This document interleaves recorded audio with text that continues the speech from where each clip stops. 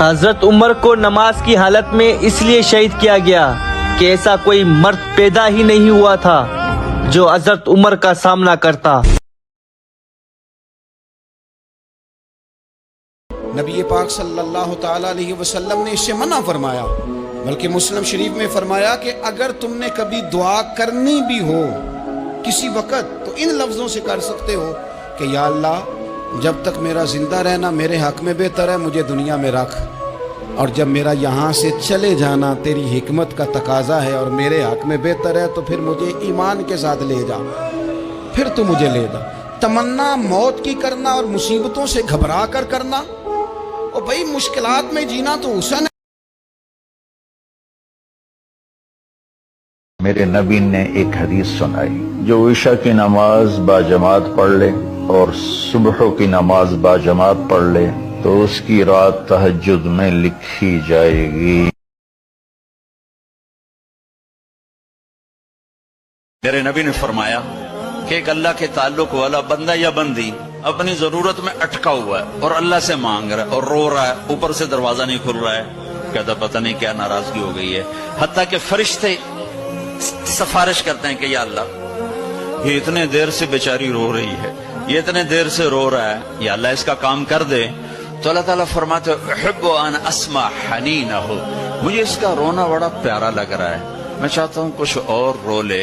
اساں بھی کول حضور دے بیٹھ رہنا ہے، لکھ عمل ترکڑی تول ہوئے، او تو کولوں کی رب نے حساب لینا جڑا بیٹھا ہی محمد دے کول۔ رسول پاک صلی اللہ تعالیٰ علیہ وسلم فرمانے لگے دجال پوری دنیا میں آئے گا، لوگوں کو ڈرائے گا، روب ڈالے گا۔ حضور فرماتے ہیں لوگوں سن لو، نہ میرے مدینے میں دجال داخل ہو سکتا ہے، نہ طاعون کا مرض داخل ہو سکتا ہے، کون روکے گا؟ حضور فرماتے ہیں رب نے فرشتوں کی ڈیوٹی لگا دیا جو میرے مدینے میں پہرا دیتے ہیں۔ نبی پاک صلی اللہ علیہ وسلم کی بارگاہ میں ایک شخص نے کہا حضور میں نے سفر پہ جانا ہے تو مجھے ایک اونٹ چاہیے، واپس آ کے لوٹا دوں گا، لوگ لے نہیں جاتے ذرا اپنی موٹر سائیکل دینا۔ اس نے کہا حضور ایک اونٹ چاہیے، تو حضور مسکرائے، فرمائے اس کو نا اونٹ کا بچہ دے دو، اسے اونٹنی کا بچہ دے دو، واپس آ کے واپس کر دے گا۔ تو وہ صحابی کہنے لگے حضور میں نے بڑی دور جانا ہے، اونٹنی کا بچہ میں کیا کروں گا؟ فرمایا نہیں بھائی اسے اونٹنی کا بچہ دے دو۔ وہ کہا حضور بڑی دور جانا ہے، اونٹنی کا بچہ۔ جب وہ تھوڑا سے پریشان ہوئے تو حضور مسکرائے، وہ فرمایا یار تو میری بات کو سمجھ، کوئی اونٹ ایسا ہے۔ میرے نبی کریم صلی اللہ تعالی علیہ وسلم فرماتے ہیں لوگوں اللہ تمہاری ساری دعائیں قبول کرتا ہے، لیکن اس کے 3 طریقے ہیں، 3 جہتیں ہیں دعا کی قبولیت کی۔ یا تو جو تم مانگ رہے ہوتے ہو رب وہی تمہیں عطا کر دیتا ہے، یا وہ تمہارے حق میں بہتر نہیں ہوتا جو تم مانگ رہے ہو، اللہ اس کے بدلے تمہیں کوئی اور چیز دے دیتا ہے۔ اور حضور فرماتے ہیں کئی دفعہ یہ ہوتا ہے کہ تمہارے حق میں کچھ بھی بہتر نہیں ہوتا، دعا تمہاری اللہ پھر بھی رد نہیں کرتا۔ تیسری صورت میں رب تمہاری دعائیں ذخیرہ کر لیتا ہے اور ان دعاؤں کے بدلے اللہ قیامت میں تمہیں اجر عطا فرما دے گا۔ حضور فرمانے لگے، حضرت علی فرماتے کہتے ہیں حضور فرمانے لگے فاطمہ تو بھی، میں بھی، حسن بھی، حسین بھی، اور یہ جو سو رہا ہے، کہتے میں تو چادر اوڑی ہوئی تھی نا، فرمایا فاطمہ میں بھی، تو بھی، حسنین بھی، اور یہ جو سو رہے ہیں فرمایا سارے مل کے جنت میں داخل ہوں گے۔ نبی پاک صلی اللہ علیہ وسلم سے ایک صحابی نے پوچھا تھا یا رسول اللہ عزت کس چیز میں؟ تو حضور نے فرمایا جو رب نے دیا ہے اس پہ راضی ہو جا، اللہ عزت عطا کر دے گا۔ داتا صاحب فرماتے ہیں پرانی امتیں قیامت کے دن جب نبی پاک کی امت کا اعزاز دیکھیں گی تو کہیں گی یا اللہ ان کے کوئی رنگ گورے ہیں، کیوں ان کو اتنی شانیں، اور ہم نے اتنے 100 سال عبادت کی، ہمارا وہی مقام۔ تو رب کریم فرمائے گا چلو آؤ ایک تجربہ کر لیتے، تجربہ کر لیتے۔ تو بندے کہیں گے مولا کر لو۔ تو رب کریم فرمائے گا محبوب علیہ السلام کی امت کے اولیاء بھی آئیں گے، پرانی امتیں بھی آئیں گی۔ تو رب کریم فرمائے گا پرانی امتوں سے کہ یہ دوزخ جل رہا ہے اس میں چھلانگے لگا دو، چلو لگاؤ چھلانگے۔ تو کہیں گے یا اللہ بات تو تیری ٹھیک ہے پر دوزخ بھی تو ہے نا، अब तू दोजख में ही छलांग लगवा रहा है। तो रब करीम फरमाएगा चलो ठीक है, तुमने सही कहा, अब उम्मत मुस्तफा से कहा जाएगा। और दाता साहब कहते हैं उम्मत मुस्तफा से भी उम्मत के औलिया से, यानी दाता अली अजवेरी से, यानी गौसे पाक जिलानी से। लेकिन महबूब क्या फरमाते हैं सल्लल्लाहु अलैहि वसल्लम, फरमाते जो एक बार मुस्कुरा के मोहब्बत की नज़र से माँ बाप की तरफ देखेगा, हज नहीं मकबूल हज का सवाब अता किया जाए।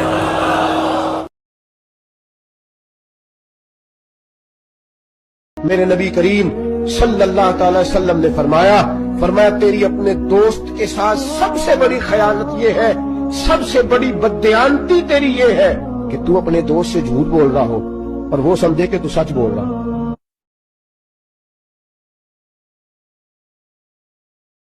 नबी पाक अलैहिस्सलाम ने फरमाया जब मेरी कौम में बेहयाई और बदकारी आम हो जाएगी तो दो सजाएं अल्लाह देगा। एक तो जवान मौतें आएंगी, जवान बच्चे कुछ भी नहीं देखा चले गए, और दूसरी सजा अल्लाह ये देगा कि ऐसी बीमारियां आएंगी जिनका इलाज नहीं मिलेगा। नबी पाक सल्लल्लाहु अलैहि वसल्लम फरमाते हैं, रब फरमाते हैं कि अगर मेरा बंदा जमीन भर गुनाह लेके मेरी बारगाह में आए, भर दी उसने जमीन गुनाह कर करके, लेकिन वो आए और इस्तिगफार करे और इस उम्मीद पर इस्तिगफार करे कि रब मुझे माफ कर देगा, सच्चे दिल से तौबा करे, तो हुजूर फरमाते हैं रब उस बंदे को माफ फरमा देता है। आपको पता है हजरत अब्बास रदी अल्लाह ताला ने अर्ज़ की, या रसूलल्लाह आपकी नात पढ़ना चाहता हूँ, आपका कसीदा लिखा है, तारीफ लिखी है, पढ़ना चाहता हूँ, पढ़ूं? तो नबी करीम अलैहिस्सलाम सादा भी कह सकते थे पढ़ दो, लेकिन हुजूर ने पता क्या फरमाया, या रसूलल्लाह आपकी तारीफ लिखी है, पढ़ूं? तो हुजूर ने फरमाया पढ़िए, अल्लाह आपके दांतों को सलामत रखे।